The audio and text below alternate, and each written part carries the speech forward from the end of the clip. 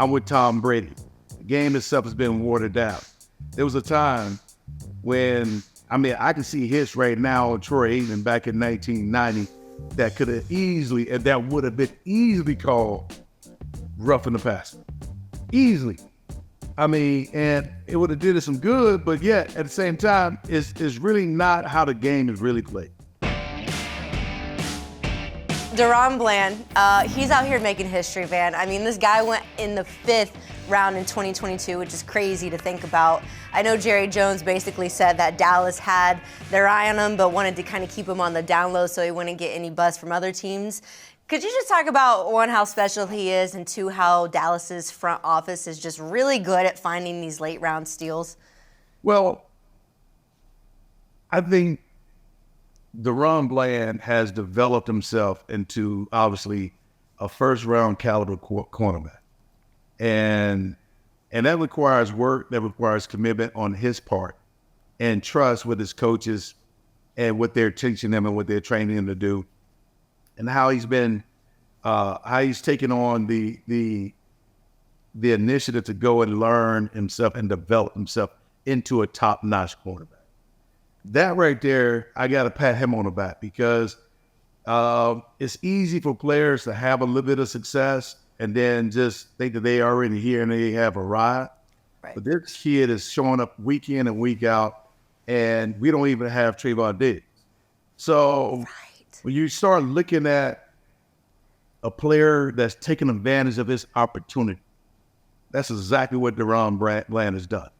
And as a former player that sit back and observe the game from afar, I appreciate watching it. I appreciate the success that he's having. He's deserving of everything that he's getting and any accolades that he's able to get this year, because he's helping his team. And not that he came out of nowhere. And you can give the Cowboys credit. If they knew he was going to be that good, he probably would have been a first-round pick or a second-round pick. But they all took a chance on this kid, and this kid has taken full advantage of his opportunity. Yeah, the secondary is going to be crazy when Diggs comes back. It's going to be crowded. Somebody's going to have to go inside and right. Strike guy. Seriously, when Diggs come back, Diggs on one side, Bland on the other side, Jordan Lewis inside, or moving somebody. Yeah, moving somebody. Disgusting. Yeah, you play man-to-man straight across the board and blitz everybody. It ain't fair. It ain't fair. But staying on the topic of the defense, yesterday Micah Parsons voiced his frustration when people asked how often he gets held and how holding penalties are never called in his favor. And he said that as his career's kind of gone on, he's been able to manage the ups and downs better, but still doesn't feel like he's being treated fairly by the refs. So I'm curious what your thoughts are on this, and how do you keep your confidence levels high despite the officiating if you were to be in that position? Well, I think every defensive player has a lot to complain about, especially cornerbacks, because they get called for every little thing, and even D linemen, just by tapping the quarterback, a lot of that is called personal foul, automatic first downs, and stuff like that. So I can understand his frustration, because the game has not been called fairly. It is geared towards offensive plays and offensive playmakers making plays so they can score a lot of points. Scoring a lot of points has become the name of the game, and utilizing and making money off of AI and everything else, statistical stuff, is part of what the National League has become, which is unfair, which is not right, because the rules are leaning towards offensive productivity.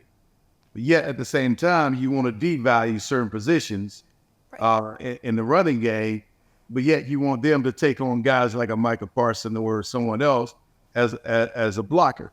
Well, again, I'm with him. I'm with Tom Brady. The game itself has been watered down.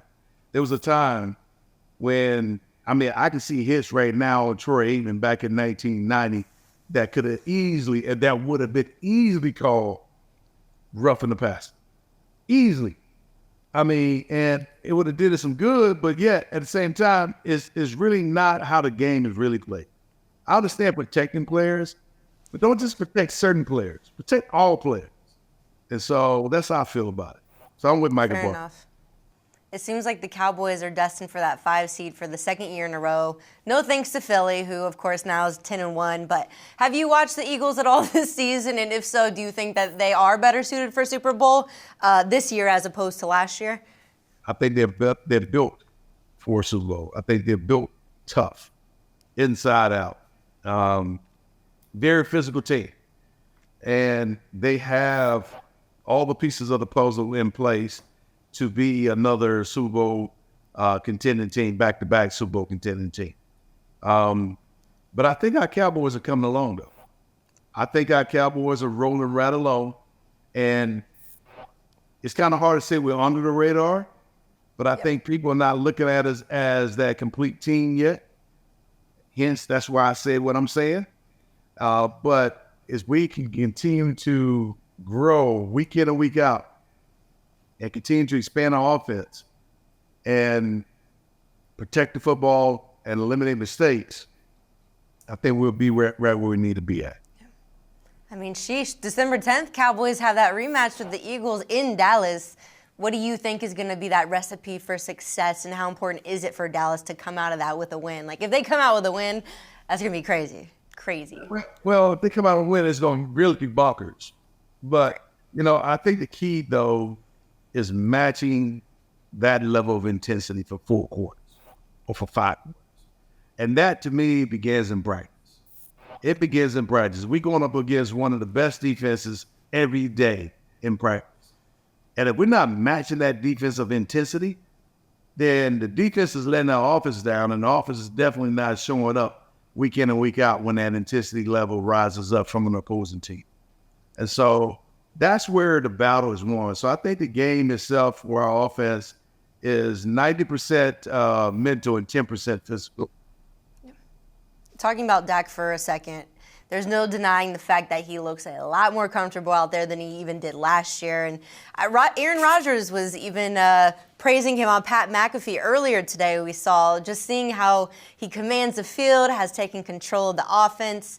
Do you think that he could be a Super Bowl winning quarterback, or do you think he's still a few steps away? I think he can be, and I've always believed he could be. I think he has all the qualities that you want in a quarterback. And when people start talking about Dak can't win this and Dak can't win that, well, the question is, the offensive coordinator building a system that affords him to grow and giving him many options, and is he mature enough to handle all of these options and grow with the offense? I think he is. I think the more he grows with the offense and the more the offense expands, the more opportunities to disguise certain things and create packages packages that make sense, and you can build off of certain things. And I think disguising the offense and disguising players and moving players around a different position affords the players not to be keyed on by the defense. Hey, sports fans, if you want to see more conversations with athletes and stars, check out these videos right here and be sure to subscribe for more from USA Today Sports.